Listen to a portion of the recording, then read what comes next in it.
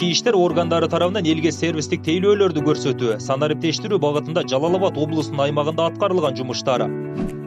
Облус аймагында 10 бирдиктүү терезе шартындагы борборлор элге сервистик тейлөөлөрдү көрсөтүүдө.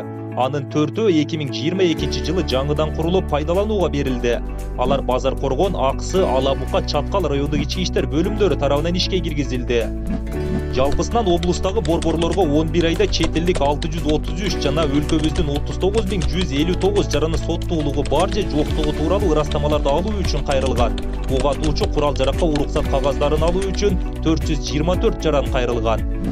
Милиция бөлүмдөрүнүн короолоруна жалпысынан 105 видео камералар орнотулган. Алардын ичинен нөөмөт бөлүмдөрүндө, административдик камераларда жана убактылуу кармоо жайларында 60 видео камера бар.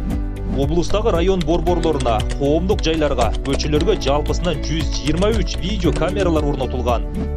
Жалал Абад ОИИПтин нөөмөт бөлүмү ремонттон өткөрүлүп, акыркы үлгүдөгү мониторлор орнотулган. Мониторго облустун коомдук жайларындагы, ички иштер бөлүмдөрүндөгү видео камералар туташтырылган. Ошондой эле Жалал Абад облусунун ички иштер башкармалыгынын жетекчилиги дагы көрүү мүмкүнчүлүгү бар.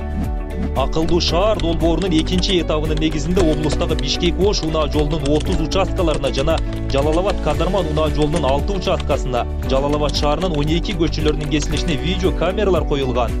Жалал Абад облусунун ички иштер башкармалыгынын имаратына 3 даана электрондук кулптар орнотулуп ишке киргизилген.